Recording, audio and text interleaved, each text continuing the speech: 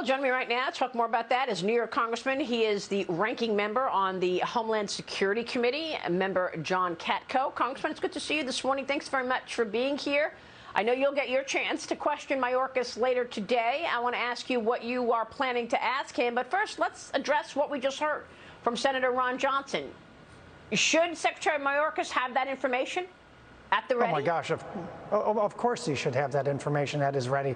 I mean, he is overseeing this debacle on the southwest border, and to not know the basic statistics, which we know they have, it to me is very, very troubling, but it's symptomatic, Maria, of a larger problem, and that is they don't really have a coherent policy at the border.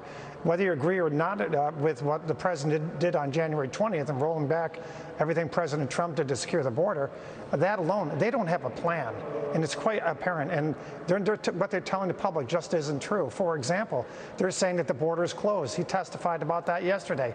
That's absolutely not true. He's telling us that Haitians are being deported. That's not true. We find out now. Some are, some aren't. Why, we don't know. The lack of consistency is feeding the frenzy to come across the border in the southwest border. It's making our country a lot less safe, no doubt about it. Well, I mean, I don't understand how this administration can get away with this, constantly spewing out things that are not true. I mean, these are things that you can actually confirm, and you know right away that that's not what's happening. And this addresses from the border to Afghanistan and a missed, drone strike which killed children to, voter laws in 18 states being Jim Crow. I mean, it's all lies. How is it possible that the leader of the free world gets away with this? Well, it's incredible that he does, and I don't really have a good answer for that. But I will tell you this much: with respect to the border, it's stunning what's going on. And now we get reports from a briefing I had yesterday that 40 to 60,000 more Haitians are massing in Central America and are on their way in a caravan up to the southwest border. That's in addition to the 15,000 or so that are there as of this morning. And this crisis is getting worse and worse. And border communities are suffering, but people all across the United States are suffering. People don't realize we have record numbers of fentanyl coming across the border this year, and the fentanyl is killing our kids and all over the United States and in my community. So to me, this is a crisis that it's our job to do the oversight on, and that's what we're going to do today in this hearing. I think a lot of us are very upset at the lack of coherency and the lack of candor with respect to what's going on, and we're going to hold them accountable for that today, that's for sure. And what you said, the lack of a plan. I mean, you're talking about 40 to 60,000 additional people from Colombia and Panama and Costa Rica on their way here. What else have you learned about this? Who's paying for their trek over? Well, Maria, first of all, that's just Haitian descent people. There's tens of thousands, if not hundreds of thousands more that have come to the border in the last few months. In fact, since January 20th, there's been over 1.5 million people that have crossed the border. 1.5 million, not just from Haiti, from all over the world. And we also know that known and suspected terrorists are being apprehended in record numbers, and they refuse to even let us talk about that publicly, just the numbers, because they know they're unprecedented levels. Combine that with what happened in Afghanistan, and terrorism is back alive and well in Afghanistan, that does not bode well for the future security of the United States.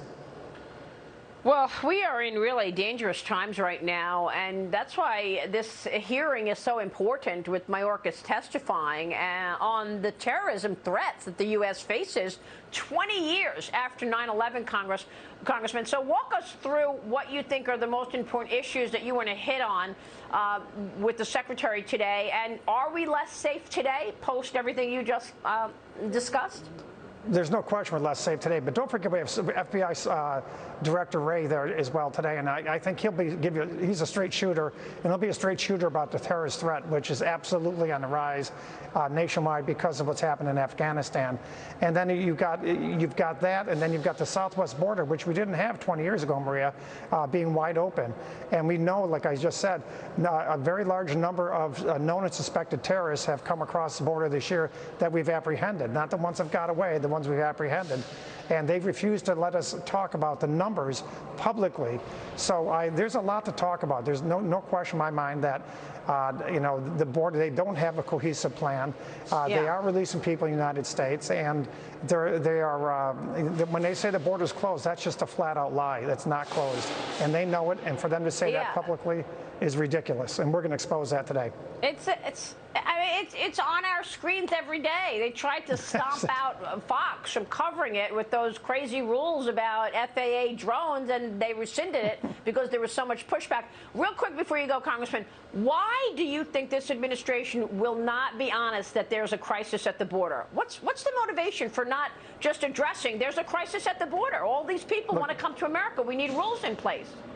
They want people to come here illegally. They want people to come across the border, and they know they're not going to be held accountable in the media. So why would they have to be held? Why would they tell you what's obvious to everyone else? They're not being held accountable. So kudos for you and others that cover this, because we need to get the word out to people. This is a bad scene, and it affects every single person in the United States. Every state, every city is a border state and city right now. Of course. Well, one congressman earlier told us many are going to South Florida, and others are going to other cities across the country. Congressman, we'll be watching the testimony. Thanks very much for all you're doing, and we will be following up. Congressman John Katko. Thanks, sure thing. Happy fall. We'll see you soon.